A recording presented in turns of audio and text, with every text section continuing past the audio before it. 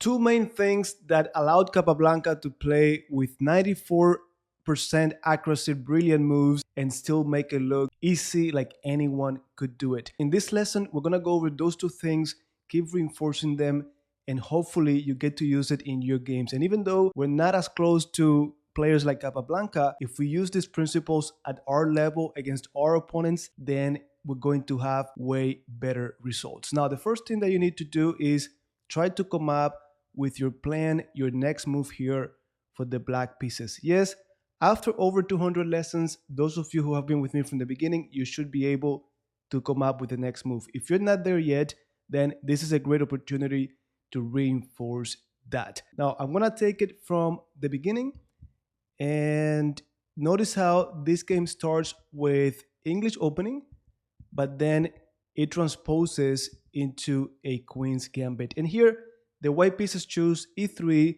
blocking the bishop, pretty solid, pretty safe, and we're ready to collect back on c4.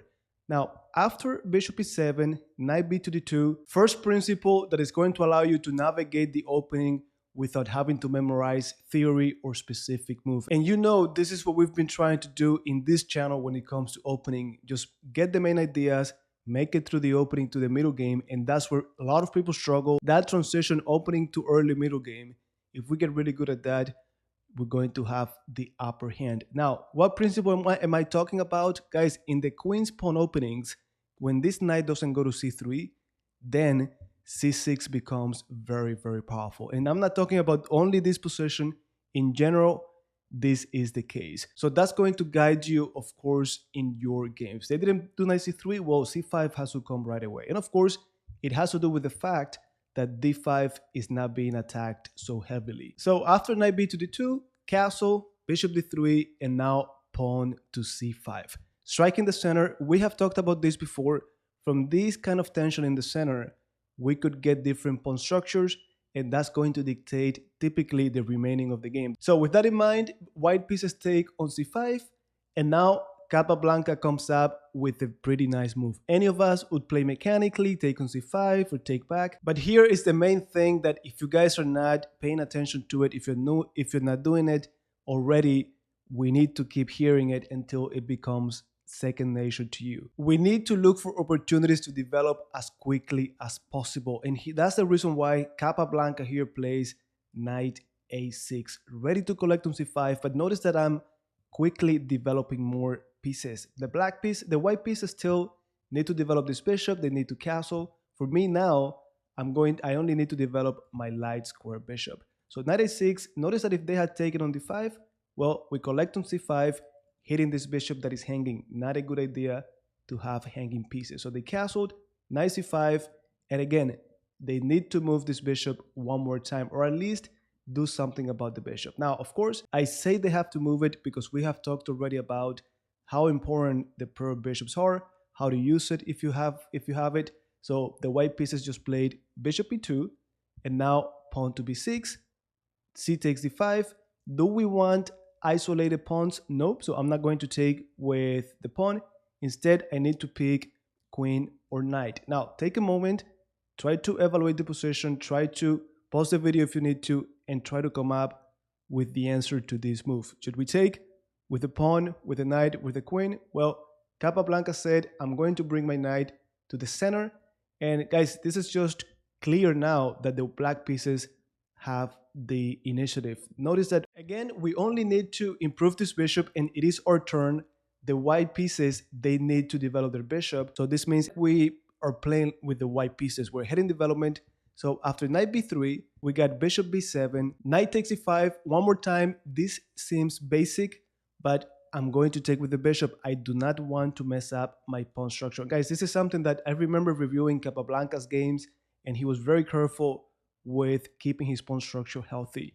So bishop takes e5, queen a4, and this is the position that I showed you at the very beginning. If you're playing as the black pieces, you need to evaluate the position and come up with your next move according to that evaluation. And this is one of the most difficult things you still need to continue to work on. When are we in a critical moment in the game? When it's time to stop and evaluate and come up with a plan? Because you cannot do that every single move or you're going to run out of time, right? And energy. So when is a critical moment? Well, here, this is that point, the end of the opening, early middle game where people just get lost. What do I do? Where should I expand? Well, here, if we evaluate the possession like we learned on lesson 138, I want to say, the main thing that should come to mind is we are ahead in development. And it has to do with this bishop. So if I manage to activate my pieces quickly, if I manage to penetrate through the open files, if I manage to put pressure on the king side, they're just not going to be ready to deal with that. So that means I need to hurry up to attack. And also, if I can stop my opponent from completing development, that would be great. So one move allows me here to improve my pieces and at the same time make it harder for my opponent to solve their problems. Well, I need to make sure this bishop doesn't develop, not yet. And the way to do it is Queen f6. Very natural move, guys. And even if you thought about it, if you didn't do it because of the bishop being unable to develop, then we'll still need to continue to talk about this. So Queen f6, that bishop is not going to move anytime soon.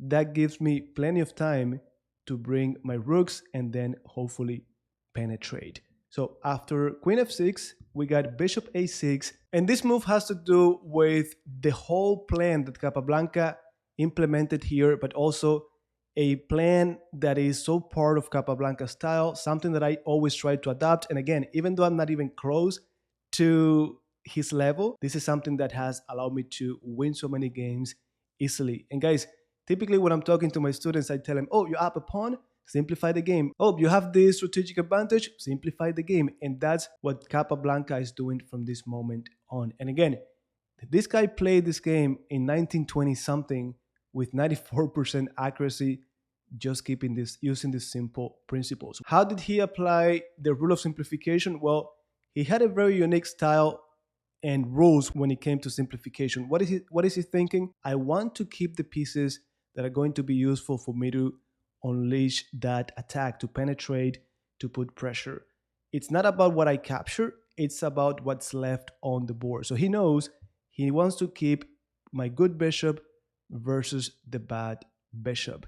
And yes, this bishop is pretty powerful, but for the white pieces, this was again the good bishop. Their pawns are on dark squares. That means this bishop really good and it makes this bishop really bad. And of course, if you remember the lesson we had on invisible chess, guys, the moment they drop that light square bishop, the light squares become weak. And what square specifically? Well, d3 is going to be a weak square. So that means after the queen takes, knight b4, and we're going to d3. Now, important, everything is coming, guys, with tempos. It's being energetic. We need to be energetic unless we want our opponent to take a break. So the two things that I need you to take away from this video, guys, is number one, chess is about collecting small advantages and then being able to convert that into a win.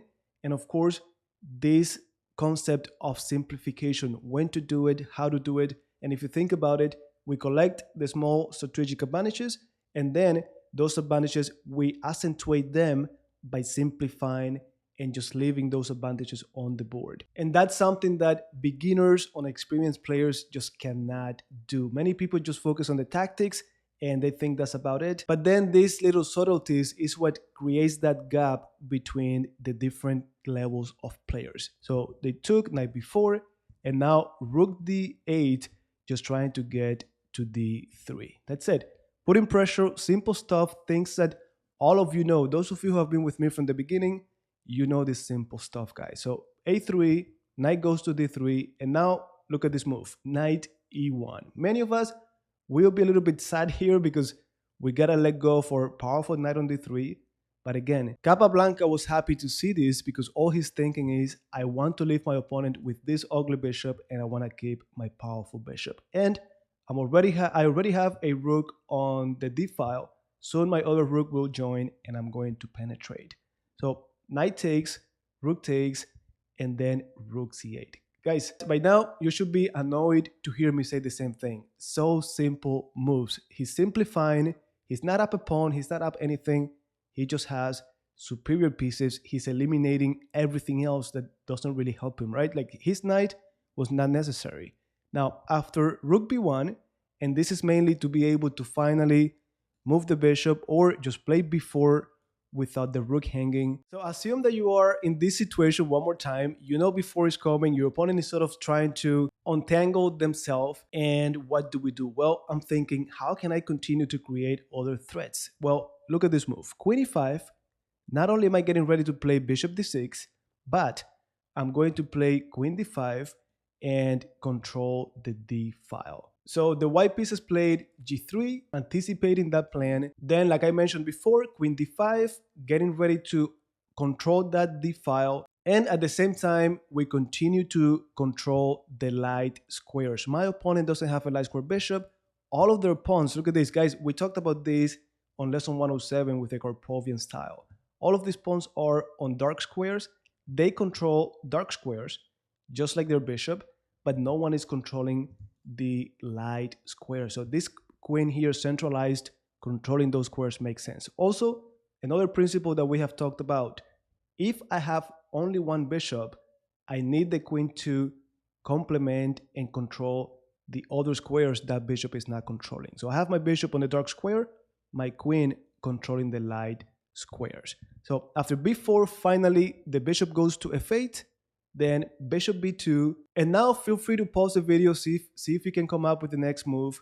Here, Capablanca played queen a2. Notice how the key moves have been with the queen. Queen f6, then queen e5 to come to d5, and now queen a2. What do we want? Well, we're trying to make this bishop unable to move, like something like bishop d4, because of the pawn hanging, right? Ideally, we'll play something like queen b3, trying to access the 7th rank, and of course doing it through the light squares, but tactics are always in the air. So instead, queen a2 was played, rook a1, and now queen b3. There's no tactic, and look, one more time, it looks so simple, and you might be thinking, well, why are the white pieces playing so passively? Guys, what could they do? If I flip the board quickly here, notice how it's not so easy to play this as the white pieces. And if you're still not convinced, I'm going to show you what the engine is saying. The engine says, look, slightly better for black, not a big deal, but this is so much easier to play as black. Now, look at what they're recommending. Top move, rook a1. Second move, rook b to c1. Third move, pawn to h4, right? So again, Capablanca just making it look very, very easy. Now, at this point, we got queen b3. Everyone knows that the rook is coming to c2, so bishop d4, rook c2, queen a6, and now this move, guys, you need to be able to find it. If you're following these lessons with me, let me know what you play at this moment. Ideally, you'll believe in me, you'll be telling me in the comments what you've been doing every time you post a video, but this move is extremely important to me, guys, to plan future lessons.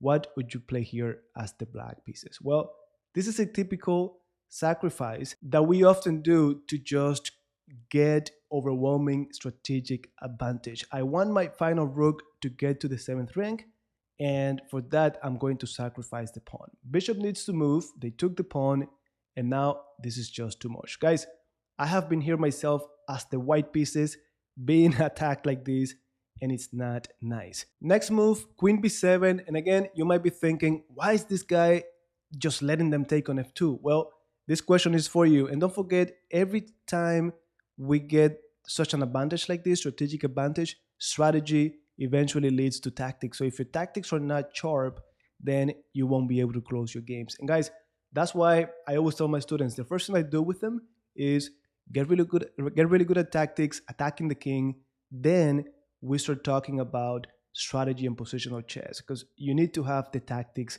in, okay? So if rook f1, you should have seen on the spot the move queen e3. If they take me, check, check, and then checkmate, right? So give me that. Oop, what happened here? Check, check, and then finally checkmate. Simple tactics. This is Capablanca's style, just simple. He typically outplays you strategically, and then he finishes the game with a simple tactic. So queen b7, we take on f2, So nice to have this bishop on f8 just protecting everything. And just like in the game that I showed you yesterday of Chord, there was one knight that was sufficient to contain any counterplay. Well, in this case, the bishop on f8, that minor piece is the one taking care of the defensive part. So after rook f2, we have g4 opening up the bishop. And now my queen already did what it had to do on the queen side.